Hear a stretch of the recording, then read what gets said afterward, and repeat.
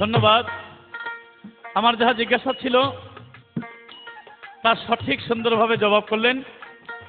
এবার আমার কাছে এমন এক প্রশ্ন করেছে, এমন একজন পুরুষ ছিল, সে বিয়ে করে তার স্ত্রীকে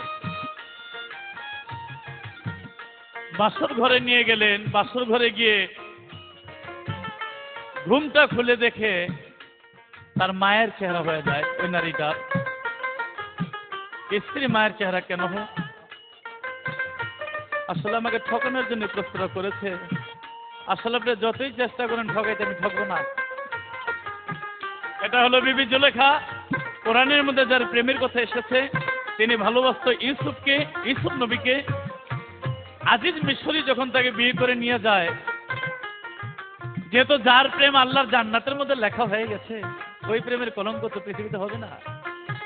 অতএব কারণে আজিজ মিশরি বাসর ঘরে গিয়ে যখন ঘুমটা খুলে দেখে আর জুলেখা নাই, তার মায়ের চেহারা হয়ে গেছে। এর অর্থ পৃথিবীর মধ্যে যে কোনো পুরুষ যখন মায়ের চেহারা দেখে, ওখানে কোনো কাম ভাব থাকে না।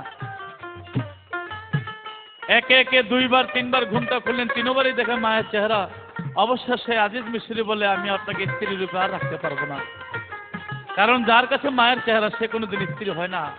আপনি আপনার জায়গায় চলে যান। তাকে ত্যাগ করলেন। অবশেষে সেই জুলেখা বিয়ে করলো ইউসুফ নবীকে। আচ্ছা, এদিকে যদিও আজিজ মিশরির কাছে মায়ের চেহারা, ইউসুফ নবীর কাছে ঠিকই ছিল তার স্ত্রীর চেহারা। রাস্তা দিয়ে এক ছেলে যায়, এক মেয়ে যায়। ছেলে বলে, ওই যে রে মাল যায়।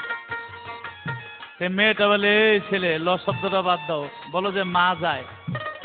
বলে, আমার কাছে যদিও মা, আমার বাবার কাছে আপনি মাল ঠিকই আছে। মানে আপনার যাওয়ার জায়গা নেই, যেদিকে যাবেন এক জায়গায় না এক জায়গায় স্ত্রী হইতেই হবে। অর্থাৎ স্বামী স্বামীর জায়গায়, স্ত্রী স্ত্রীর জায়গায়, কথাটা বাড়াবো না।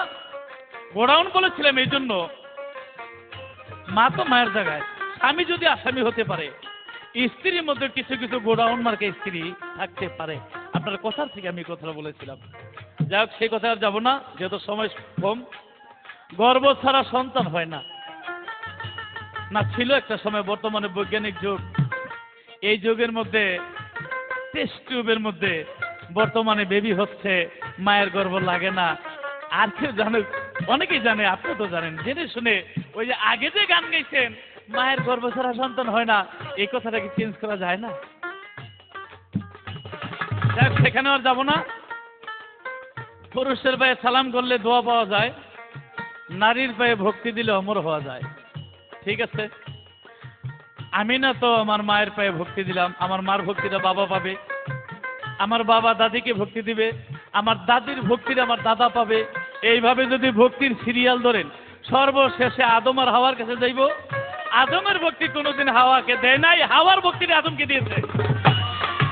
দোয়া প্লাস অমর, এই দুটোটাই পুরুষের কাছে আছে। তবে যাই হোক, আমরা পালা গান গাইলাম।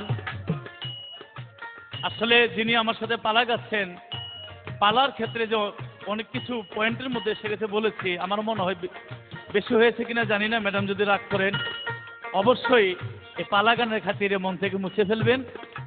আর বিশেষ করে আপনারা দোয়া করবেন এই ম্যাডাম যেন আবার এই বাউল গানের সাথে, আবারও বলছি, এভাবে পাল্লায় মঞ্চ গানের সর্বাঙ্গিকভাবে এই বাউল গানের আশেক প্রেমিকদের সাথে মিশে থাকতে পারে।